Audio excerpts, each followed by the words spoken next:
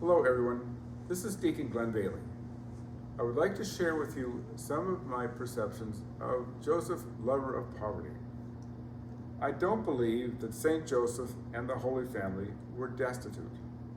They might not have been wealthy. That was evident when they went to the temple for Mary's purification ceremony.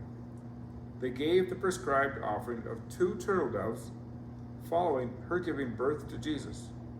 That was in compliance to the laws of Moses. That type of offering was the one offering that was prescribed for the poor. Yet, let us not forget that they were given gold, frankincense, and myrrh by the 3 wise men when Jesus was born. Those were not inexpensive gifts. They must have used the money they got from those gifts when they had to flee to Egypt to escape the wrath and paranoid pathology of King Herod.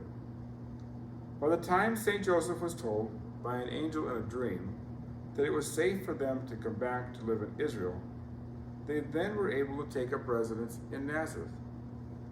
Maybe they used some of that money for a home, maybe to help Joseph in his carpentry business, and maybe to help pay for Jesus' training at the local rabbinic schools. Joseph provided for his family.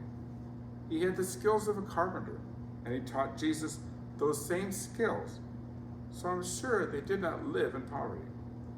Maybe he thought that Jesus would follow in his footsteps as a carpenter, maybe even take over the family business.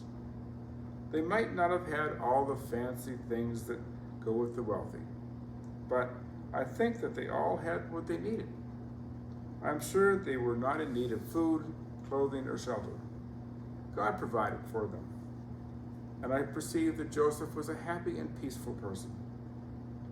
But I do believe that the real sense of St. Joseph as a lover of poverty was in its reliance and dependence upon God. Isn't that what we're all supposed to grow into in our own spiritual walk? John the Baptist pointed that out when he saw Jesus coming to him, where he said, "He must increase and I must decrease."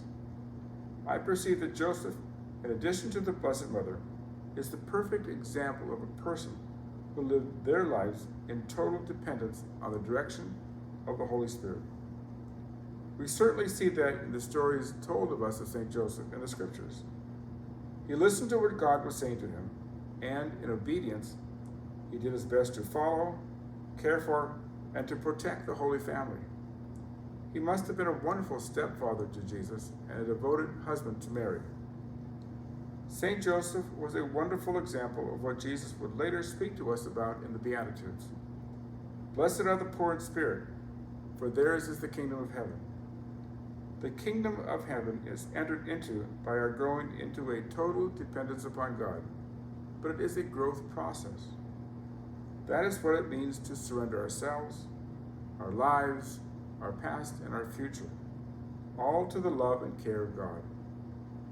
The evangelical virtue of poverty really means that we have a heartfelt surrender to God, that we are dependent upon Him and not on ourselves or on our stuff. It means allowing the Holy Spirit to lead and to guide us in all that we do, in every part of our lives, as I believe St. Joseph did. St. Joseph is a wonderful example of how to surrender our wills to God and in turn to be abundantly blessed. Let us take Holy St. Joseph as our example of a gentle and humble soul that has been yielded to the guidance of the Holy Spirit. Let us ask Him to help each and every one of us to grow closer to God. And may the Lord bless us all.